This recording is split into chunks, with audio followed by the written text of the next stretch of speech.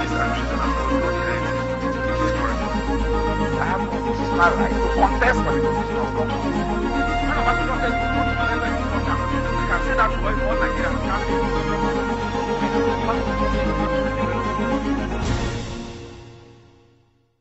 It's so good to know that you could find time to join us on this edition of Head to Head. My name is Victor Ayara. A short while ago, we had a guest who was talking about the Lekki Expressway and the concessioning efforts of the state government. Well, he raised a lot of issues, and those issues are what we want to clarify on this edition of the program. I have as guest in the studio with me, Opuiyo Oforiokuma.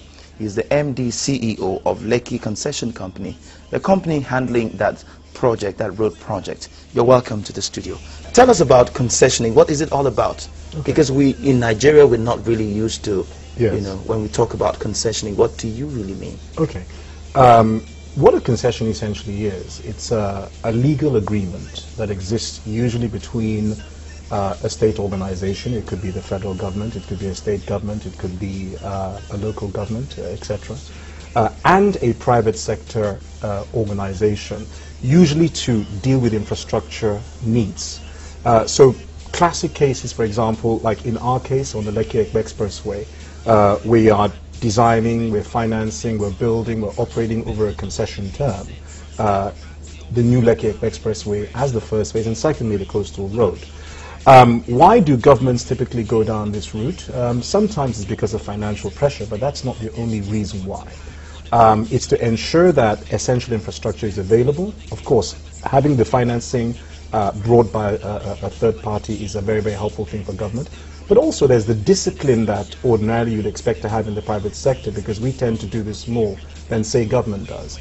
It could be because there's a need for technology that we have but that government doesn't have. It could be around the technical skills, etc. What I will say is that in our particular case, all of those things apply. Our concession also happens to be the first ever toll road concession, PPP, public-private partnership concession in Nigeria.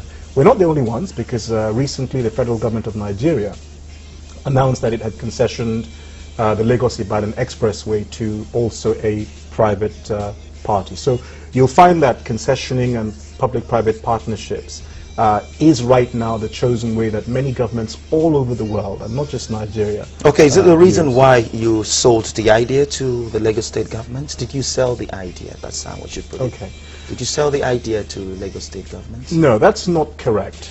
And I think that question, and in fact you talked about issues raised in your previous program, and yes, we watched that program and we saw and we heard a lot of the things that were said which were patently untrue or misinformed.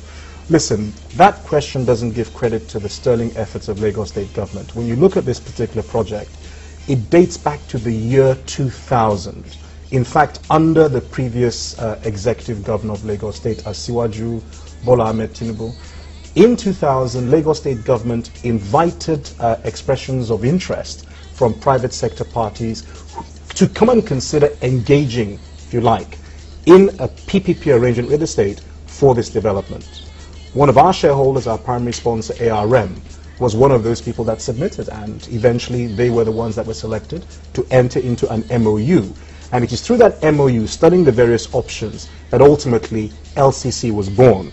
So that statement that LCC somehow went and persuaded government is wholly untrue. When you are going into a concessioning effort, do you not carry stakeholders along? What is the level of engagement or consultation that your company did before starting this project? Sure. Because that is one of the issues as well that we said, okay, we have to clarify. Did you consult with the people of Etiosa and, you know, Ibeju Lekki, especially where this concession is concerned? Sure. In fact, let me take it a step further, Victor. It's not just a question of consultation before. The consultation is continuous before, during, all the way through to the end. I mean, that's the way that will work. Now, actually, this process, just to show you that it's a long-tail process, like I said, it started back in 2000. I wasn't even around here at that time. I mean, I've been running LCC now for about 3 years. There was consultation. In fact, there were various town hall meetings that were organized. The state took part in it. Various obas and white-cap chiefs and other people took part in it. All of this before the concession agreement was signed. And actually, since the concession agreement was signed, we continue to engage with the people. You mentioned about Etiosa. Look, this year alone, we have had 2 special town hall sessions with the people of Etiosa. So why are they now not supporting this idea? Why are they fighting you, so to speak? Why are they protesting? Well, you know, we're still trying to fully understand, you know, what the motivations are. We're still trying to fully understand sometimes the concerns that are being expressed, because we find that they're not always very consistent and sometimes they are contradictory. But look, there's a harsh reality in change. You know, change can sometimes invoke fear. Change can sometimes invoke trepidation. And you know something, not everybody is going to support change. What, however, we always request, whilst we understand that not everybody has to agree with us, is that we're given a reasonable opportunity to put the facts before people, so that it is from the basis of truth that people can either continue to resist, or they will then see that maybe what they are being told is not quite right. We believe that there's a lot of misinformation being put out.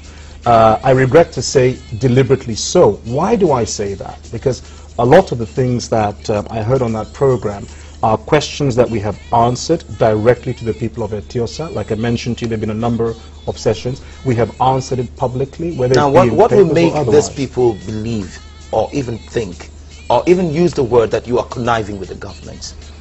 Especially when they don't really see, according to them, what is their role in all this. They're asking over and over. Okay. Look, there are various statements, questions in what you said, but let me deal with the issue of connivance. Perhaps that is, on the one hand, born out of, again, a misunderstanding. Your first question to me today was about what is a concession, and I explained the concession, especially in the context of it being a form of public-private partnership. Now, that word partnership is extremely important. Now, in this particular concession, the public party is Lagos State Government, and of course the private sector party is Lekki Concession Company. If working together hand in hand as good partners should do is called connivance, frankly speaking, we're struggling to understand it. But let me even go further on this point, Victor, because as I recall, when I saw that program, the person you were interviewing at the time actually made a statement that the governor of Lagos State himself had categorically stated, you know, what the position was. So, for example, Lagos State is the one that requisitions lands, provides that, you know, as the case may be, and people are concerned about buildings being demolished. Lagos State does that. The governor himself said that. Now, the governor of Lagos State, apart from being a distinguished senior advocate of Nigeria, so a very, you know, high-level advocate in the legal profession, is, as governor of Lagos State, I can only speak certainly from our own experience working with him and other members of Lagos State, is a man of high integrity. We found that he's a man that when he makes comments, it's because he generally believes them. He says what he wants to do and he works for that. So if such a person has actually come out publicly, now he's the chief executive of the state, and said this is the case, sincerely, I don't quite understand where this talk of connivance comes from. We're partners, we're working as good partners should do, and that is what makes a PPP succeed. All right, or you are going to build a road, or expand the road, as it were, and then you are going to handle that road and collect money. Why 3 toll gates? There's from the point from Falamo Bridge end to Ajah or so. Why 3 toll gates? Okay, let me first of all say that it's not from the point of the Falamo Bridge end. Let me first of all deal with the specifics of where the locations will be, and then I'll explain to you why we're having those tolls. But I also want to talk about the Falamo Bridge end too. But the first toll plaza is just before the first roundabout, more or less where you have the Miru Estate and the new Oriental Hotel.